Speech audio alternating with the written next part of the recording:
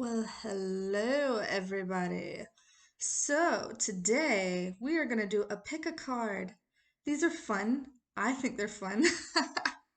So, in the grand experiment of this channel, pick a card. Pile number one,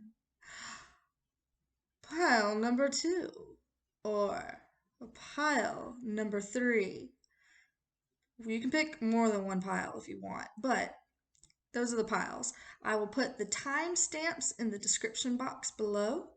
And each pile has 6 cards in it. I'm going to make myself a little pyramid of cards and we're going to read it that way. So go ahead, take a moment, and pick your pile. 1, 2, or 3.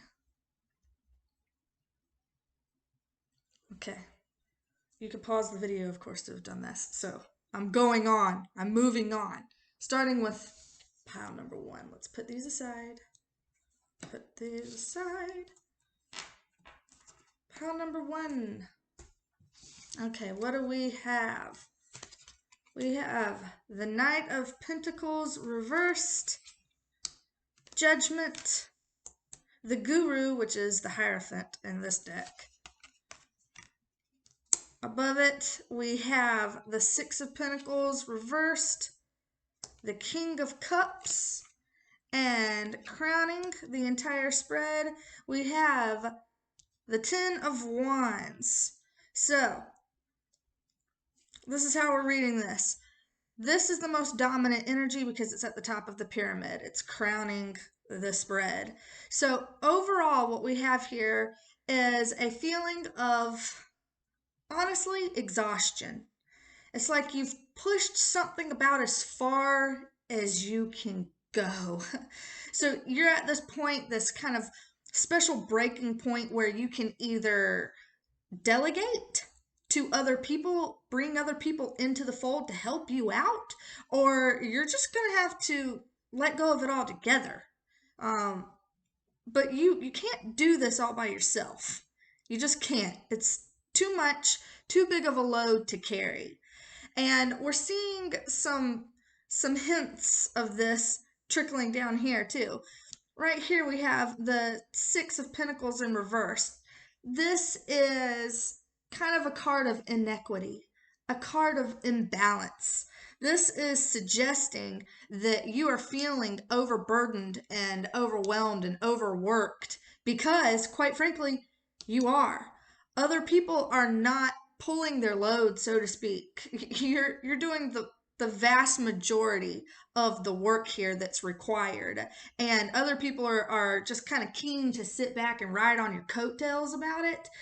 This card also comes across inherently immature, childish, even narcissistic in the worst case.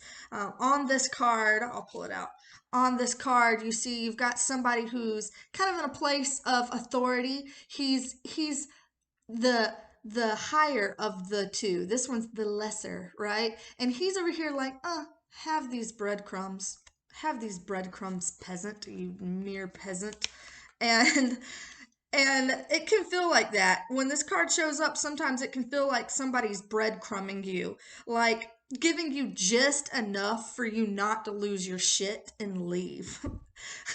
Because it'll be like right on the second that it's like, okay, listen, I've reached my break it point, my fuck it point where I'm like, I'm dunsies here, I'm a bounce. And this person's like, oh, well, let me kind of step up and get in there and show you what I can do. And you're like, okay, I'll give you one more chance because you did this one nice thing for me, so I'll give you a little bit more of a chance, you know? And that's kind of how they rope you in there.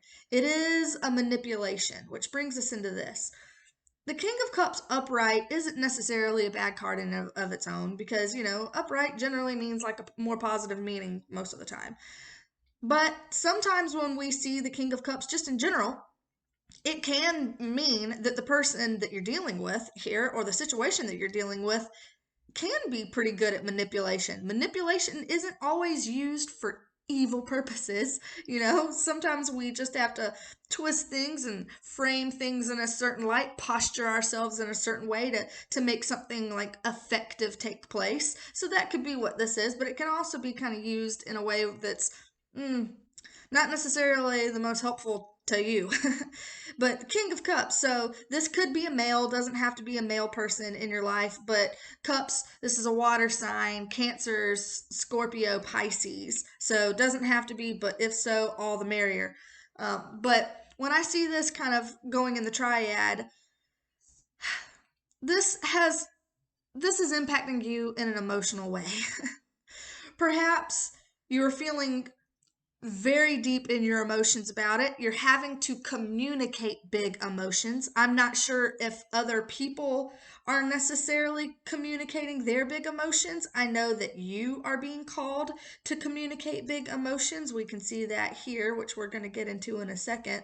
But starting at the bottom of this pyramid, we got the Knight of Pentacles. So this could also be yet another person involved, or it can be the same person, or it could be you. All these tarot things are so general that you have to take it the way that it fits for you. So this can be a masculine energy, but it doesn't have to be.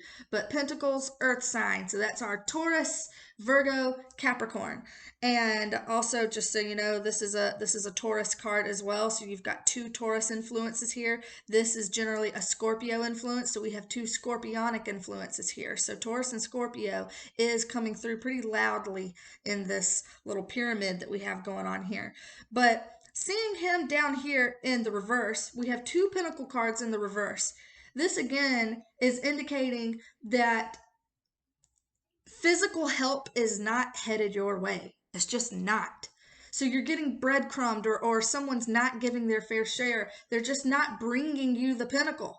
They're not helping you. They're maybe not helping out financially. Maybe they're not helping buy the grocery. Maybe they're not helping pay the bills. You know, somebody's not helping. Somebody's not contributing. And it's at a stuck place. We're kind of at a standstill about it. This horse ain't moving. And especially in the reverse, it's like, you know, at least in the upright, it's like he's slow, but he'll get to the finish line. In the reverse, it's like he could be sleeping on the job for all I know. He's not doing anything, and it's leading to inequity and burnout. And right here, this is a want, kind of a deep-seated wish to revive something. So if this is a romantic relationship, this is like, I want to reconcile, or I want to, like, here, let's try to start over, start from scratch, see if we can't revive how we used to be, because we used to be good. Okay, this used to work. It's not anymore. It's broken now, but I want to try and revive it. Maybe if I talk about my emotions, you know, maybe if I'm more affectionate towards you, I could write you a poem, I could send you sweet texts, you know, maybe that'll be something that revives this. Especially with the Guru here, this Taurus card, this is a card of commitment. The Hierophant in the regular tarot deck is a card that we generally associate with marriage level commitment. So this could be someone that it's a long-standing romantic relationship, or this is a long-standing career, or a best friend that you've had for a long time, some kind of long-standing person, long-standing influence in your life. And you're trying to revive it back to its former glory. But it's like it doesn't really seem to matter what kind of emotional investment that you put into this commitment, you're still winding up at burnout. That's where we're at. So there has to be some kind of a hard conversation, or some kind of a real pro and con moment where you can decide, is this still worth it? And if it is still worth it, then this person, it seems, is going to have to put in the work to prove that it's still worth it. So that's what I'm seeing here. Hopefully this situation can be harnessed and can work out for you. But that's what I got. All right. That's pile one. Okay. Pile two. Pile two. Anyone pick the green crystal? Pile two. Pile two. All right. We have on the bottom of our pyramid the Wheel of Fortune in reverse, the Ace of Wands upright, the Chariot upright, the Hangman in reverse, King of Swords upright, and the Three of Wands upright. Okay, there are quite a number of major arcana here. We have 3 out of the 6 are major arcana. So let's go ahead and talk about what signs we see on the board. Wheel of Fortune, that's a Capricornian influence. The Hangman, that's Pisces. The Chariot, that's Cancer. And King of Swords, because I also talk about court cards, the people. King of Swords is an air sign, so that is Gemini, Libra, Aquarius. So if you are dealing with any of these signs, then all the more power to you. That's what I'm seeing here. That's who's popping up in this reading. But the top card, that is our major energy that kind of influences how the rest of this pyramid plays out. So crowning this reading in pile number 2, the Three of Wands in reverse is a feeling that your ships are not coming in. Now, there can be a couple of reasons for this. A couple of reasons. It can be an internal reason why the ships aren't coming in, but it can also be an external reason why the ships aren't coming in. And it doesn't mean that they're not coming in forever. It just means that you're feeling like they're not. So here's this person looking out across the water into the unknown, and he's got the passionate idea. He's already chosen the path and the direction that he wants it to go in, and he's just waiting for it, right? We're waiting for this energy, this passionate new energy. Usually when we see wands, we're thinking something that's fast and fiery, but yet in the reverse, not quite. So this can a lot of the time mean, first of all, travel. These 2 cards both indicate travel. So the Chariot and the Three of Wands here. So perhaps there's some travel that might be involved, or somewhere that you've got to be. But I feel in this, the way with all the rest of these cards that crowning the reading, we have somebody who's not thinking big enough. Honestly, not thinking big enough. You are trying to keep yourself a big fish in a little pond. So you have this little pond and you're the biggest fish in the pond. So it's like, yay. But you've outgrown the pond. It's time to move into the ocean. But in the ocean, you're going to be the tiniest fish. And that can be a little bit nerve-wracking, right? And so we're like, "Ooh, no, I can't be that. I couldn't be meant for that, could I?" And so sometimes we have a tendency of keeping ourselves small when we don't have to. You don't have to keep yourself small. But also, it can be an indication, because I have 2 wands here right down the middle. So if I'm just reading right down the middle, this sometimes, if we're going romantic, I mean, look at this. What does that look like to you? Is that phallic at all? Does that look like dick, penis? Does it? It does to me. It absolutely does to me. So sometimes when I see these, it can be honestly that you're having some hookups with people. You found a connection that feels like really fun and fresh and exciting, and hey, we match up on some levels, lusty, real lusty, but yet there's not really commitment. It's like, where's the commitment? Are we a thing, or are we just kind of like doing this? This feels kind of friends with benefits-y, if I'm being honest. So I don't know if that applies to anybody who picked pile number 2, but I am seeing that there. Okay, so moving down, the Hangman in reverse. This is a situation where you were in a stagnant, stuck place, but you have been unpaused. It's go time. This is a go card. Okay? So you have been unpaused from this. Even though this can be a little bit of a waiting, and this can be a little bit of a waiting, so we have two cards here that are indicating that there might still be a little bit of a tug of war going on internally. Part of you is feeling like stuck, and then there's another part of you that's like, come on, we ready to go, we fixing to get out of here, we're gonna run the race, but you're torn. because I definitely see a split, being of two minds here. Definitely a split. You are partially holding yourself back in whatever this is. I don't know if it's kind of a self-sabotaging thing. It doesn't have to be self-sabotage all the time. It can just be that part of you feels a little uncertain and nervous and not quite ready. You know, there's that part of you that's scared to go forward, scared to be bigger than you are, you know, scared to run with it. And then there's the other part of you that's just tired of the stuck energy and is sees the passion here, sees the gift that this is, sees the opportunity for what it is, and is like, no, you know, I've already thought about it as much as I can think about it. I've thought about it from this angle and that angle and this angle and that angle. You know, like we've done the sitting around thing, and here it is for the taking. So it's kind of like, uh, also here it's like I'm ready, you know? This guy it's a king. It's a king. This isn't a queen. It's not a knight. It's not a page. This is a king. So we're seeing unstuck. And over here, clarity.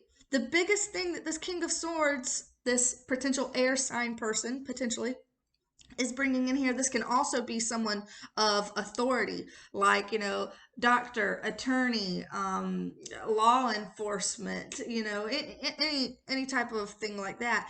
But what he brings here is clarity. You've got clarity on the subject. You know, you've thought about this long and hard, and you're really sharp. You're really smart. You know, you know in general what you're doing here. You've got an idea, you've got a goal. But here and here, both of these circles here, karma. We got karma on both corners of our foundation.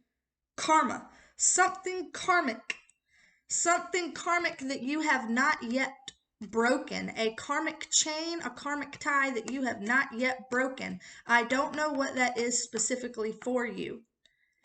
But to me, it looks like whatever this karmic thing is, it's whatever it is that mentally is holding you back. Because this is a mental holdup that you have going on here. It's a mental thing. This is not an emotional issue.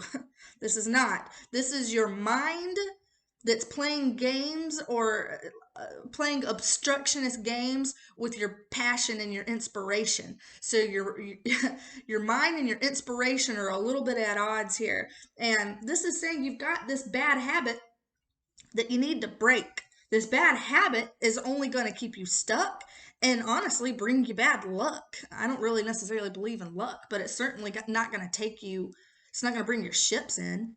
You know, this is saying, come unstuck. Come unstuck. Ships will come in at that point. Get excited. Let this energy flow. Ships will come in if you do. This is another karmic card saying, hey, you got to take the good with the bad, the light with the dark. You can't tease them apart. It's not all going to be light or all going to be dark. You know, that's not the way it is. You will always have a little bit of chaos in the middle of order and a little bit of order in the middle of the chaos. It's always going to be hand in hand, okay? There's always going to be that there. So it's not a good enough excuse in terms of programming, karmic ties, chains to hold you back from this. It's go time. You've thought about it. You're clear. Your ships will come in. All of this is indicating that they will come in if you get this foundation in check. If you let this flow, you have to break these karmic chains if you're wanting this to end up in the upright position. So, that is pile number 2. Hopefully this helps. That was pile number 2. All right. Pile number 3, blue crystal. Who picked the blue crystal? Tell me in the comments below. I want to know. All right, pile number 3. We have the 6 of Cups reversed, the 10 of Pentacles reversed, the 9 of Pentacles reversed, Page of Wands upright, High Priestess reversed, and crowning the reading, we have Three of Cups upright. Okay, so there is a lot going on here and a lot of reversals. I'm already intuitively feeling that a lot of these reversals are just going to be talking about some inner work, inner world type stuff. Especially because we have the High Priestess here. That's another card indicating some inner world stuff. But crowning the reading, we have the Three of Cups. So this is the predominant energy that's going to be interpreting how the rest of these cards are read. So predominant energy is the Three of Cups. If I want to go ahead and say something for just purely a romantic relationship read, because the first thing I think of when I see these cards and laid out the way it is, I automatically think there is trouble in paradise in terms of a romantic relationship. Trouble in paradise. So, and this is probably the nastiest version of the way this spread can be read. Okay, so I'm gonna read different variations of this, so it's gonna get lighter as we go. But if I'm just gonna go ahead and start real hard at the doom and gloom, somebody cheated. Somebody was unfaithful. Okay, three's a crowd, right?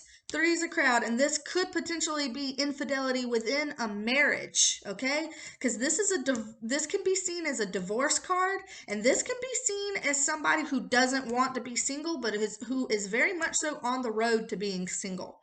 This could have been someone that you have been with for a very, very long time, or you felt like you had known them a long time, so you thought you knew them better than that, but they hid shit from you. They hid shit from you and they acted immaturely. Okay? So you got this immature, kind of non-committal fire sign here. It doesn't have to be a fire sign. It does not have to be. But if it is a fire sign that is Aries, Leo, Sag, we also, with the High Priestess card, have a Piscean energy here. So I don't know if any of those signs resonate for you personally. If they don't, that's totally cool. If they do, all the better, because that's what we have here. So the ugliest version of this is that somebody walked out of their lane with some immaturity. They tried to hide it, but it did come out, or you at least suspect it. And it has overturned this long-standing, deeply invested relationship. And even though you don't want it to be done and you don't want to be single, it very much so looks like it's trending in that direction. It doesn't look like, from these cards at least, it doesn't look like there's going to be reconciliation from this at this particular time. So, if that is not your story, if this is not a relationship read, here's the good news. This can trend happier, okay? The happier version of this is that you are coming into a time where you are finding yourself feeling like, I'm ready to come out of my bubble and I'm ready to reconnect. So perhaps like you're like, I'm done with the quarantine life, or I'm done with kind of keeping to myself and being depressed and being isolated, and I'm ready to kind of reconnect with the world, reconnect with friends, reconnect with family, reconnect with like-minded people who are here to support me and assist me in my goals. Because this person here can also be a confidant. This can be a confidant. This can be your best friend. This could be your mama that's always got your back, but this is somebody who's right there ready, always with a good word, always with a positive heart, ready to help you get your goals met. Okay, so this is like best friend material. But right here we have somebody who is not listening to their intuition. They're not paying attention to their higher self, to their inner wisdom. They're just not. It doesn't mean in a bad way. It can just be that in a time of feeling like depressed, sometimes we don't listen to ourselves when we're feeling depressed because we're so kind of caught up in that spiral of like the negative self-talk, that self-deprecating inner dialogue, that we become disconnected from the voice of spirit in our heads, the voice of wisdom in our heads. That, you know, you sometimes hear, you know, the cliche of like the angel on one shoulder and the demon on the other. And so it's like, which voice is my wisdom and which voice is my inner saboteur, the sabotage person in me? So which one is which? How do I tell which voice is the one that I listen to? For me, the way I tell them apart is the voice that doesn't scare me is my wisdom. The voice that doesn't make me feel afraid is my wisdom. If I ever have a thought, that quiet thought, and I feel myself feeling anxious, feeling tense, feeling tight, feeling afraid, an inhale moment, that inhale, that is my saboteur. If I feel like it was such a quiet voice that I almost didn't even give it a second thought, like I almost didn't even pay attention to it because it was kind of a fleeting thought, or even if it was a thought that it was like, hey, you might want to pay attention to that, you know, it didn't feel doom and gloom, and it kind of either felt like an exhale, relief, or it just felt neutral. That's my wisdom. That neutrality or that gentleness or that exhale is my wisdom. Find the exhale, find the relief. Pay attention in your life. Who feels like an exhale in your life? Who feels like relief in your life? Those are the people, places, things that you need to be connecting to. Okay? Those are the things. Not anything else. Not anything else. Because this whole entire bottom row is reversed. So this is kind of a feeling of upset. This can even, in the most literal sense, feel like I want my mommy, you know? That kind of a feeling. You know what I'm talking about, when life feels so heavy and so low that you're like, I just want my mom, you know? I just need a hug. I just need to go back home. I need home. I really need home. I need a hug. That's this card, okay? And that is echoed over here, where it's like you could have had a loss, honestly, whether it's a loss of money or a loss of a job or a loss of a friend, a loss of support, you know, something tangible, real earth-based stuff was upturned. And that doesn't feel good at all. It doesn't feel good, but it can be a bit of a shock. But here it's saying it doesn't feel good. And over here, you're used to feeling like, or you want to feel like, I can be independent and I can take care of myself. I can pick myself up by my bootstraps, but you just don't. You don't feel like that. You don't feel like you can do it. You don't feel like you can handle it. And you're like, especially not on my own. Dear God, I need the support. Like I need the support. But I'm not feeling it, you know? And so this feels very much so like that type of depression that follows hardship and that sad, dull ache that comes from it, and that insecurity that comes from it. And that causes us to run these narratives in our head that just are not true. They're not true, and they make it where we have a hard time seeing and hearing the wisdom that's coming through this. So it's like, instead of, you know, being weak and disconnecting, reconnect. If you're feeling like you're unsupported, reconnect. If you feel like you need that hug, you need to return to home, you need to return to the exhale, again, reconnect. All of this is suggesting that the answer or the guidance is to reconnect. So that's what I'm seeing out of this. All right, that's it for pile 3. That is it for pile 3. So, hello. Hello. Now you see my face.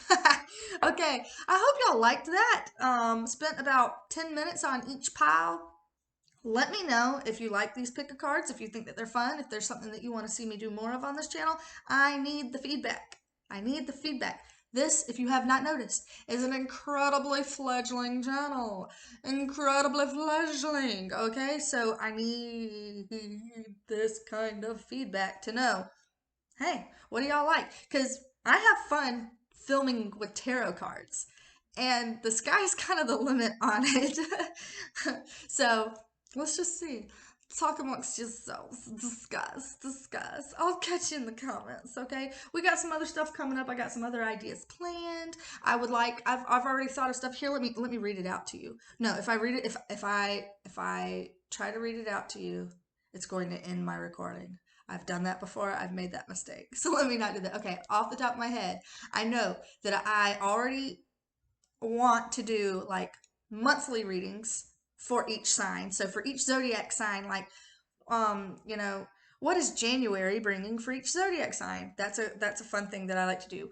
The new moon and the full moon. What is the new moon or the full moon bringing? You know, that's the idea, number 3.